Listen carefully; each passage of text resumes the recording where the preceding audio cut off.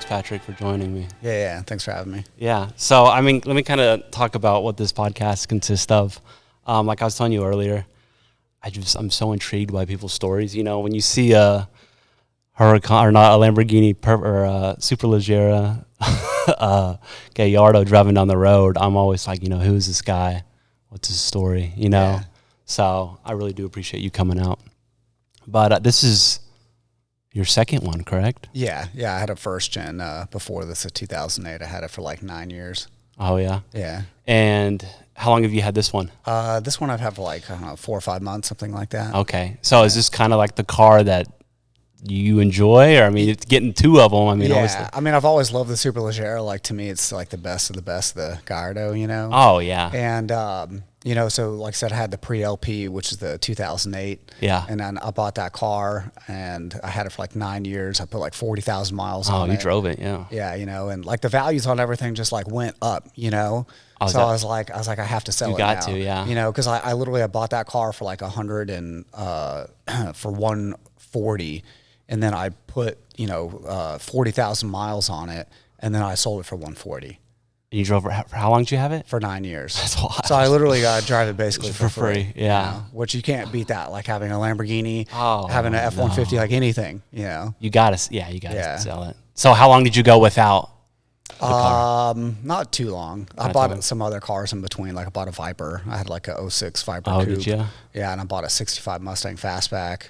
I was trying to itch the scratch for like having a classic, you know. That's dope. You had an F430, right? Ferrari? Yeah, I had a 430 for like a year. So I've had like a different. So having a Lamborghini and a Ferrari. Yeah. What, I mean, you're Lambo? I'm definitely more of a Lambo guy. I don't know, like when Audi came in for Lamborghini, they definitely like stepped up like the build quality and like everything in the cars, you know. Like Ferrari to me is still like just a little behind, you know, even if you get like a 458, you know, or even some of the newer stuff, like I still prefer Lambo stuff. I think it's just better to me personally. Yeah, I agree. They do have more of a variety, I think. Yeah. But yeah, Lamborghini is just mean looking. Yeah, the 430 was cool though. You know, like that's a raw car, V8, you know. Yeah, and you can get them pretty, I mean, reasonable. Yeah. Or like a 360. Yeah, 360 is cheap too. And like I bought this like right before like the market started getting crazy for the 430. So I bought that car.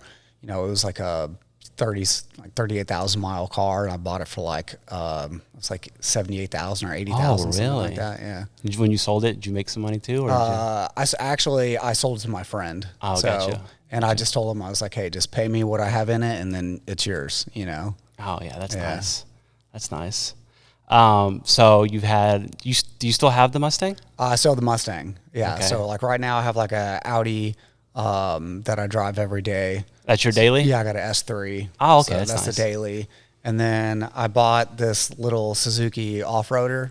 So what's it called? It's a Jimny. A Jimny. Yeah. Have you seen those before? I think so. They're like some little Japanese. Yeah, they're like these little Japanese cars, and they're not legal in the U.S., but you can get them imported if they're older than like 25 years old. Doug DeMiro's reviewed one of these. Yeah, he's reviewed them. They're cool. Like a lot of people do like G-Wagon body kits on them and stuff, you know? So that's you can turn your little Where do you store all of them? Are they all at your house? Or? They're all over the place. Like, got cars I used to have a 4-car garage, but I sold that house. Like now I'm down to a 2-car garage. Oh, you're limited. Yeah, so I got like the Lambo and the Mustang in the garage, and then I have the Suzuki, like it sits outside of my work, and then the Audi sits on the driveway. Gotcha. So you a truck guy? Not necessarily. I can see you in a Raptor. Yeah, Raptors are cool. Like, don't get me wrong. I just like, I need to have the utility of using like whatever I have, you know? So like, you know, with the Suzuki, like I bought it to like tow around my dirt bikes and also like take it off-roading, you know? Like I just know like if I had a truck, I'm just not really going to use it as much as I would probably want to. It's just going to sit around, you know? Yeah, that makes sense. Yeah. I mean, if you have no reason. I know you see a lot of these guys that buy these like F450s, dualies. I mean,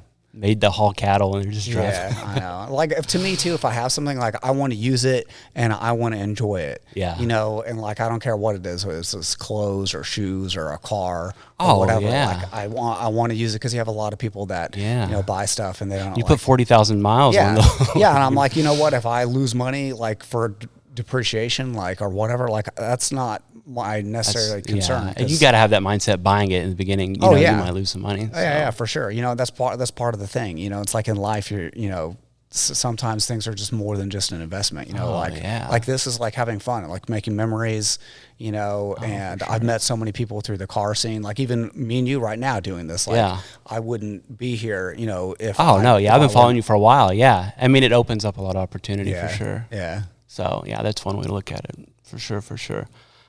So I know we briefly talked about it. So you're a CPA? Yeah. I work, me and my dad work together. We have like a small CPA firm. So that's cool. So that's pretty, so is it just like an accounting degree? Yeah. I got an accounting degree. I went to like UNT up in Denton. Gotcha.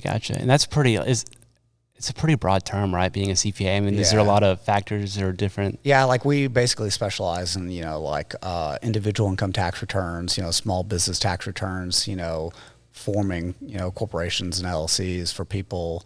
Gotcha. You know, doing payroll, quarterly reports, stuff like that, you know, that's cool. bookkeeping. I might have to, I'm thinking about doing an LLC. I'll have to reach out. I can hook you up. Yeah. All right. Yeah. I'll have to reach out. Yeah. So, I mean, planning. So how do you get to, I mean, okay, say, obviously you have to build your way up in anything you do, but I mean, saying you're right out of, you just got that degree, an accounting degree, and you want to be a CPA. So, I mean, I guess starting your own firm, is that the way to go? It could. I mean, I was blessed because like my dad already had a firm going and offered me a position, but like I still had to take advantages of the opportunities that were given to me. Oh yeah. You know, like, and you still learn. I mean, you did I had to go to school. I had to get my degree. You know, I have to work hard, especially during like tax season, you know, like it takes time. I had to build up my clientele and stuff like that, you know? Yeah. And I think that's a big thing for a lot of people. It's just being able to take advantage of any opportunities that you get, you know, whether it comes from your family or your friends or, you know, meeting new people, you know, networking and things like that, you know, that's what's really important. But yeah, for sure. But yeah, I mean, like accounting necessarily wasn't my, you know, what I truly really wanted to do, but I had the opportunity to do it and to make a good living doing it, you know, so, and if that can afford me the things that, you know, I want to do, like travel, have a nice car, have a nice house, you know, and things like that, you know, then it's cool with me, you know? Oh yeah, for sure. Yeah, it's crazy. I mean, nowadays too, there's just so many ways to make money. Yeah. You know what I mean? For sure.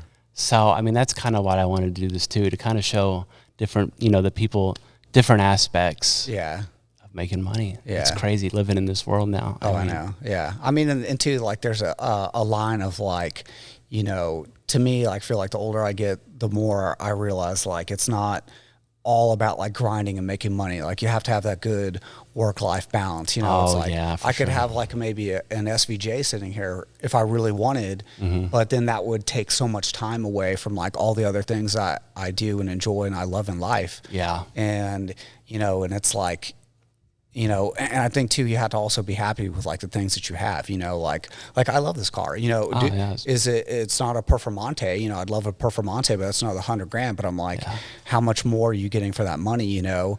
And that's true. That's sacrificing. Yeah. And then can you just enjoy what you have, you know? And it's like, I love this car. And if you look at it, I mean, this is still amazing. Yeah. Lamborghini. And I think it holds up. It you know, visually, like it has great power. Like it's still a great car, you know, like a lot of people dog on these because the e-gear transmission. But I mean, I feel like a lot of people, they're just people on the internet that they haven't driven it, you know, like the transmission in this thing is great, you know, and it's even more so refined than like what was in my first gen, you know, like it's pretty super smooth and it shifts like hard, like it shifts like a bang, you know, like if I took you for a ride in it and we hit that like 1-2 in Corsa, like it'll like snap your neck if you're not ready for it, you know, which is cool. And I mean, it's the best trim there is for this car, isn't there? Yeah, like I said, it's like the best of the best. I mean, there's a couple other, like, you know, like the Super Trofeo Stradale. But it's basically the same exact thing as this, you know? For sure. No, this car is great. And especially, I mean, the Gallardo for me, I mean, that's kind of like the poster car. Yeah. Growing up was the Lamborghini Gallardo. And then the best. I remember seeing it. It was like in Bond, I think. Yeah. You know, and I remember seeing it as a kid, and I'm like, damn, like that's a badass car. Yeah. And I was like, I never thought I'd be at a position or a point in my life where I could even have one. You know, like to me growing up, like I saw like Diablos and Countaches, and that's where I was like, man, I would love to have one. And the thing is, like, I could have. There's been opportunities where I could have bought a Countach. I was looking at a Diablo, and I could have bought. Well, look at the prices of them now. I know, it's insane. I mean, you could have bought a Countach for $80,000. You could have got like a early Diablo for like a little over $100,000, you know? Yeah. So, What are they going now? 6, 7? yeah, I mean, they're up there. Like Countach's can be over $500,000. You know, even like for early Diablo, you're still looking at like, you know, 300,000 plus. And you get the SV. Yeah. It's, you know, and then, yeah, it goes up from there. I mean, you think this could potentially? It could, but I mean, like I said, I'm like not you said, necessarily, you're not in it for that. Yeah, like I just want to drive it and enjoy it and use it. You know, like I just don't want to be one of those people that like it sits in the garage and you don't put miles on it. You know, because you're worried about, you know, your maintenance and repairs and buying tires. You know, you want to use. I want to use it. You know, and like made for. I drive this thing everywhere. I take it to Walmart. I'll take it to Home Depot. I've loaded up, you know, like pieces of sod and you know, and whatever up in here, and I've had no problem. Yeah, I know. I mean, remember when like the new body Ford GT came out and Ford had to like approve the buyers because they didn't want it just sitting in the garage. Yeah. So there's a lot of people that got denied, but it was limited. But yeah, that's cool that you're driving it the way it's intended to do. What could be next in the future? Do you have like any goals for your? Yeah, probably an Aventor. I don't know. That's been on my. Well, yeah. So I mean, they just. While. Yeah. I mean, this is the last year, wasn't it? Yeah. Like I had a Murcielago before. Oh, did you? Yeah. So I had in Lambos, I've had, I bought a 04 Gallardo and it was a gated 6-speed. Okay. So, and that car was super cool. I love that car. And then I bought a Murcielago after that. So, and that was a 2002. So those were going. And that was gated. Those were selling. Yeah. Those gone up too. I bought that car. It was like 120 and now they're selling for like 300 plus. Yeah.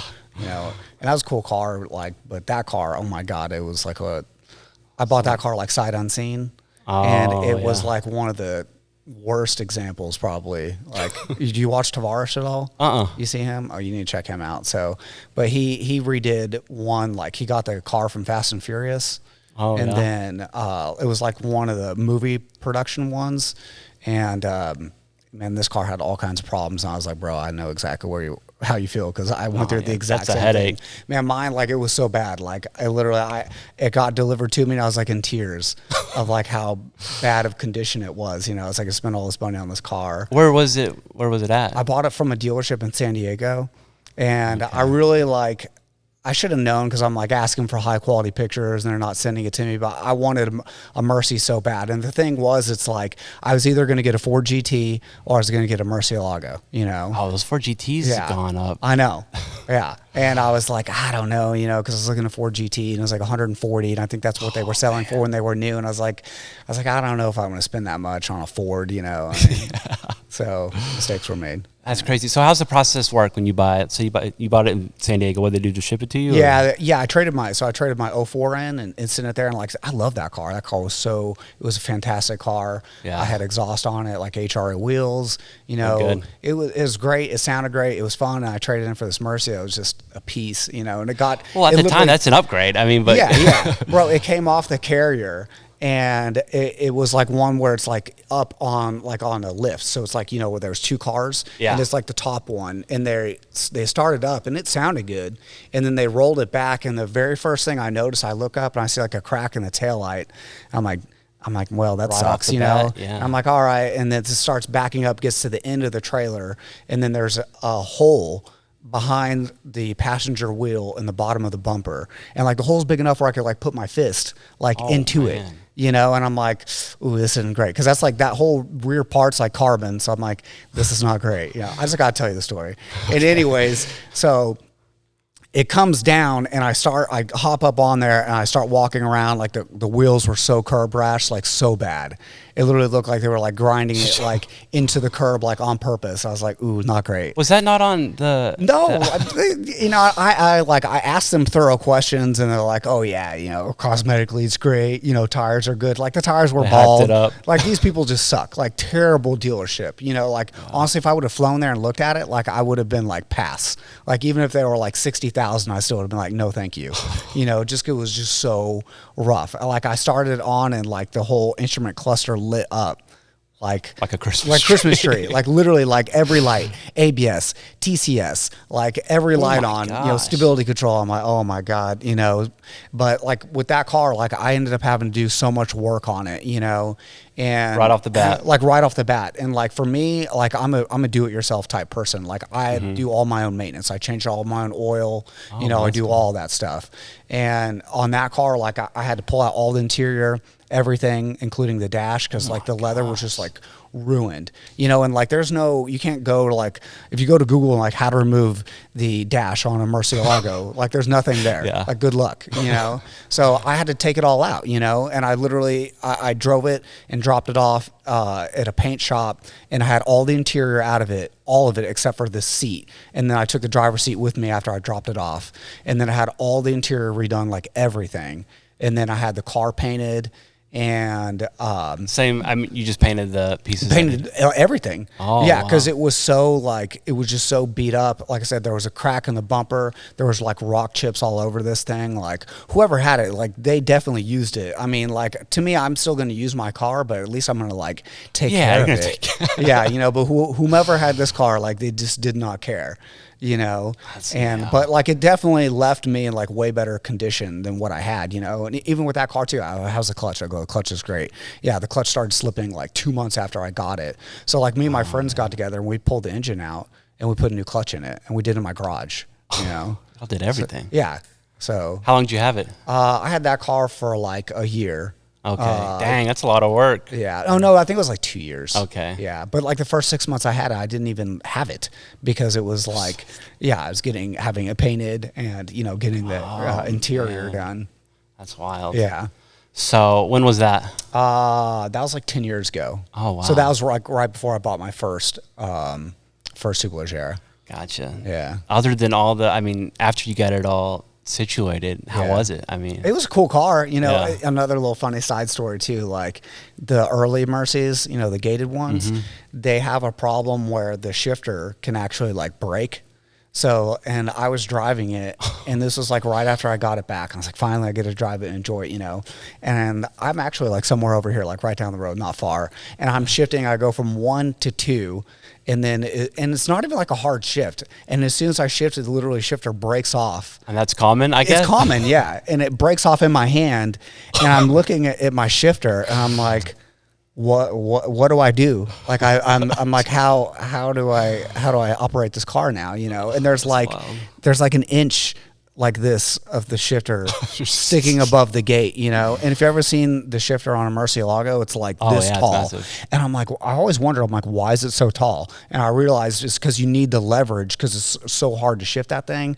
And I had to shift it with my thumbs. I'm literally like this, like shifting it, like driving around to get it somewhere. And then what I ended up doing in the meantime was I went to like an AutoZone, and I got like a 10 millimeter socket and like an extension like this tall, so I could like stick on top of the shifter. Yeah. And I literally had to drive it around. I mean, it was just like a little nub sticking up through, because it's like a piece of billet. Yeah. So I'm literally driving it, like I said, with I'm in a nice Lamborghini Murcielago, but I'm driving around with an extension and a socket on. I even had to go, I went to go valet at one time, and I hand the guy, I'm like, hey, you'll need this for the shifter. And he's like, what do you mean?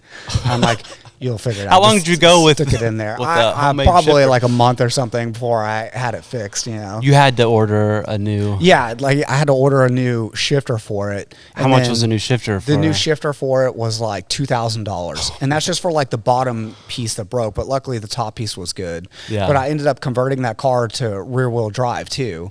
So we took out like the front diff, the drive shaft and everything else. It's like 90 pounds you get to take out of that car. Wow. And it really like livens up the car, but it made doing the shifter really easy because everything's in the way when you're doing it. If you're trying to access that part of the transmission to be able to get to that bottom part of the shifter. Yeah. So, but once I converted, then it was boom right there. So it was pretty easy to swap out the piece. Wow. Yeah. That's a lot going on. Yeah. I know. Yeah. So note to self, go fly and look at a car. Yeah. If you're wanting to buy. Yeah. Or at least like make sure you get some really good pictures, have a friend go look at it, get some video or something like that. I mean, I will say after I bought that car, I was like, I'll never buy anything online again. Yeah. Like sight unseen ever. And then I bought, I don't know, every single car after that. part of it. Oh yeah. Would you get another one? I would do another one, but like I said, I think I would like an Aventador because it's funny. Like since I took the engine and the transmission out of that car, like in the interior, like I'm like intimately familiar. You know what's going on with the Mercy, and like that car is basically like literally the same thing as like a Diablo and like a Countach in terms of like the construction and the build quality, Yeah. And this is why, like going back to like what I said earlier, like when Audi got involved, like it just really catapulted Lamborghini's like brand, in terms of like quality. Because like an Aventador is just, I mean, that's the first. It has the brand new V12 because every V12 before that was basically always the same, like the same block, and they just increased like the bore, the stroke, whatever, new cylinder heads, but it's the same basic engine. Changed the game. For like 40 years, and then the that is Aventador big. comes out. What, 2012? Yeah, and you get a carbon fiber tub. The suspension's completely different. The brand new V12. It's just light years ahead. And of it's like so everything iconic else. too. Oh yeah, it's a fantastic looking car. It is, and they made it. Yeah, this is the last year. Yeah. So, and even the first gen Aventadors look great. Yeah. And you can get them for what?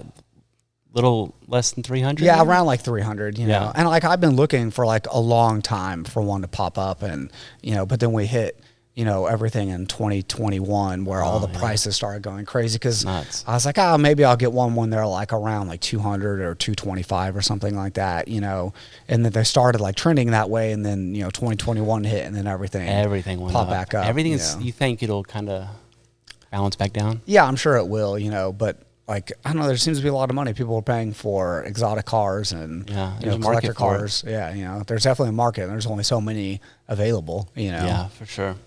So I want to talk about No Revving too, your YouTube channel. Yeah. So I guess it's you and your buddy, right? Yeah, it's me and my buddy Mark. And I kind of looked into Mark a little bit. I've been following both of y'all for a little bit. So does he still have that Cayman? Yeah. Okay, gotcha. Yeah, he's like big into Turo now. So he's like, oh, really? Yeah, so his Cayman's on Turo because same thing lockdown hit, and he wasn't driving his car. He's like, I was put on Turo. How's that going for him? It's going good. He actually has like I think he has like 8 cars now on Turo, something like that. Oh, so it's like an actual business. Oh yeah, it's like a business. I thought he was he's just had some written out crazy his stories too. You should get him on here. Yeah. He can talk to you about Turo. Like he's had one of his cars got shot. Like, yeah, like there was a bullet hole in the hood, and they found literally like the bullet. Like, what car was it? It was a Mercedes, like a new C-Class. Oh man. So yeah, but he has some interesting stories, and yeah, I haven't used Turo, but you haven't. I haven't. Oh yeah, I like Turo. Do you? I mean, when you travel or whatever. Yeah, I've used Turo. Yeah, for sure. Yeah, I thought about. We're going to Seattle next month, so I thought about getting. Oh, we are Too. When are you gonna be there? We can link up. For real? Yeah, we're going like I think the 1st. We're flying out on the 7th. Okay. Yeah, I think we come back I think we're 1 through 5. Have you been there before? I've been to Portland. I've been in Seattle. Oh, that's crazy. Yeah. We're going 7th to the 11th. Yeah. So you've been to Portland? Yeah. Yeah, Portland was cool. The whole West Coast. It's beautiful over there. Yeah, and everyone's chill. It's like a nice vibe. Yeah, for sure. You y'all travel a lot? Yeah. What's y'all's like go to? I mean, like I love cruising. Cruising's the best bang for your buck. It's so easy. You just show up, you get on the boat. You're taken care of. They do everything. You can eat as much as you want. You can do whatever. You can chill. Best bang for your buck. It only gets expensive. I don't drink, but if you, that's when it gets expensive. Yeah, you just get the drink package. I'm not a huge drinker either. But if you want, you just pay like $50 a day or whatever for drinks. Is that unlimited? Yeah. I think. Well, you can have like 14. Oh, that's a lot. But if you're drinking like 14 drinks a day anyways, yeah, for sure. I think you're good. Yeah, cruising's the best. Yeah. Where do y'all usually go out of? Galveston? Like Galveston, yeah. I've been out everywhere, Galveston and Miami. I've been on like 30-something cruises. Oh, man. So you got like Platinum Pass. Yeah. What's your favorite cruise line? Like Royal Caribbean. I've never been. I've been on 3 Princesses. Yeah. It's kind of, my wife and I are pretty mellow. We're kind of just chill, so we just... Carnival's cool, too. I feel I've never been on a carnival. It's cheap. It's fun. You get a great mix of people, That's true. So it really depends on, like, when you're going and where you're going. That's true, too. As far as, like, what type of crowd you're going to get. That's true, too. So if you're a people person, it can be fun, Yeah. When we went I think we were the youngest couple on the boat when we went on the Princess. Yeah. But, we just hung out with old people. It was fun. Yeah. But, yeah, cruise is definitely the bang for your buck. Have y'all gone overseas at all? Yeah, I did. I went to Italy, And it was in like 2017. I went to the Lamborghini factory. Oh, that's cool. Yeah, I did Lamborghini. I went to Pagani factory. And I wanted to go to Maserati and Ducati, but I just didn't have enough time to squeeze. Where at in Italy is that? Bologna. Bologna. Yeah. Is that north? So it's like central. Central? Yeah. So we went like Tuscany. We've gone to Rome. Yeah. Went to Italy. Yeah, Rome's cool, man. Rome is cool.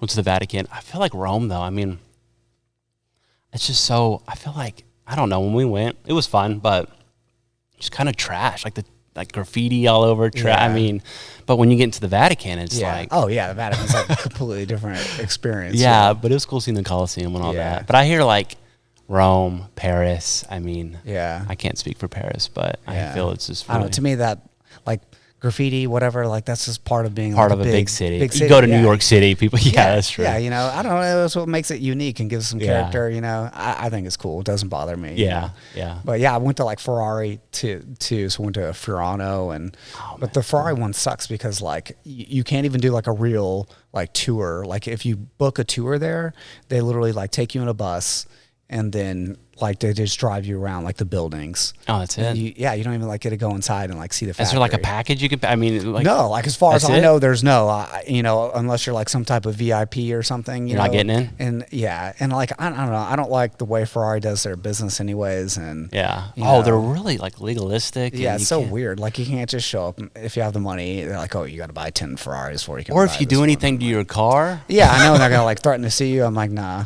dog, I'm out. Like, you know, if I want to put some dumb stickers or stupid rap on this or whatever, like, you know. What is it that you remember that cat that someone changed? Oh yeah. They threatened to sue him. He changed the Ferrari badges. That like EDM guy, I forget whose name is, but yeah. That was a while back. It is wild. I'd like to go to Germany. Yeah, Germany would be cool. That's on my list too. We went to Switzerland too. Yeah, Switzerland was beautiful. Yeah, that's cool. So. Hit the Alps. Yeah, it was beautiful. Yeah, it'd be cool to just get a car, rent a car, and just drive.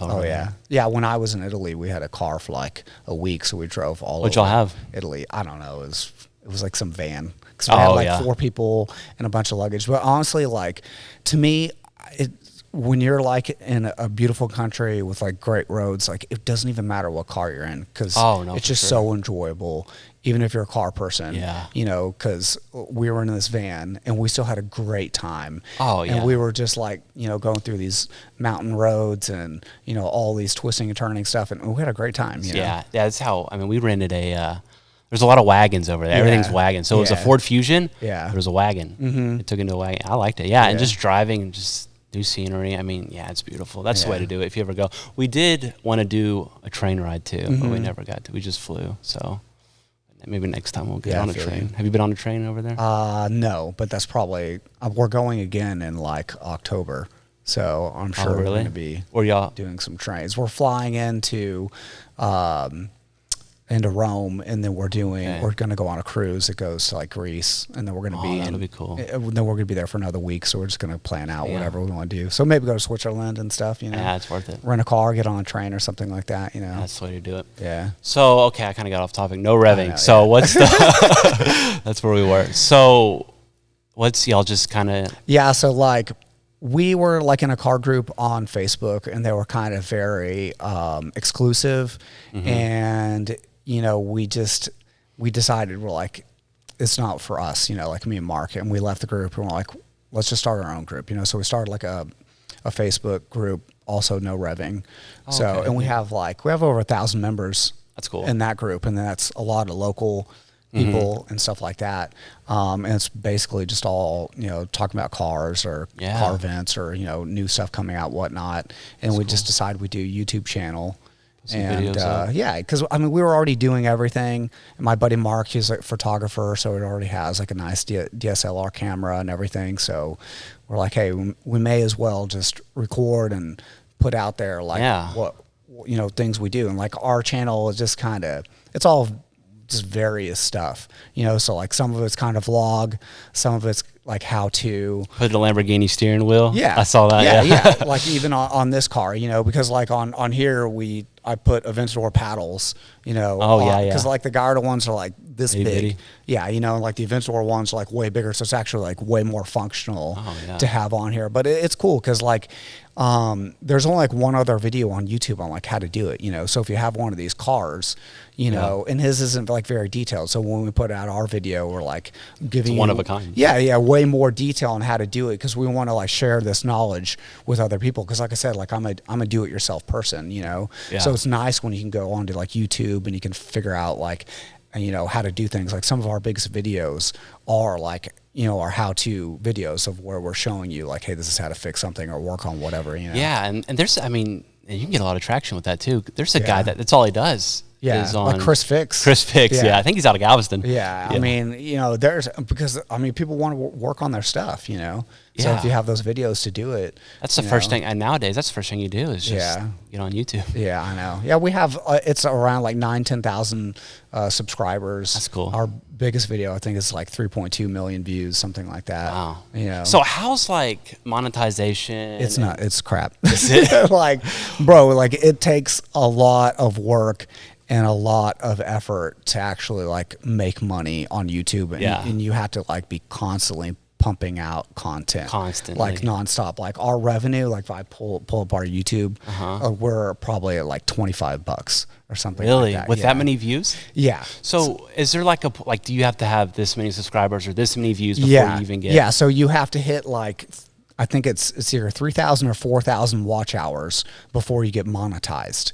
Okay. So, and the thing is, like, all this has changed over the years. Like when we first started, we were monetized, and then like that Jake Paul thing happened. Do you remember that? He like showed some people that like. Oh, in Japan? Yeah. Oh, I think it was Logan Paul. Or Logan Paul. One of them Pauls. Yeah.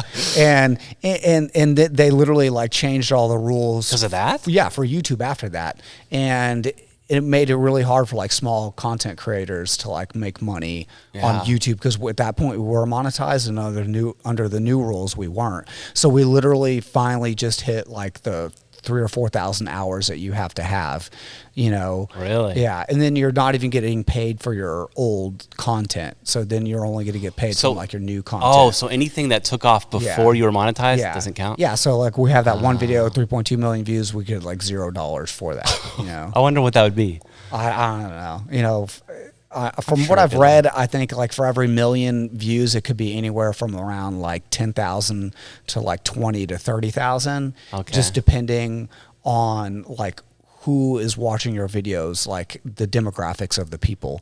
So if you're getting like a lot of people from the U.S., because it's all coming from your from the commercials and things that are on your ads. So if you can, you know, so it pays more. They're the ones paying. Yeah. So it pays more to have Americans watching your videos, you know, than it is to have people like in other countries. That makes sense. Yeah.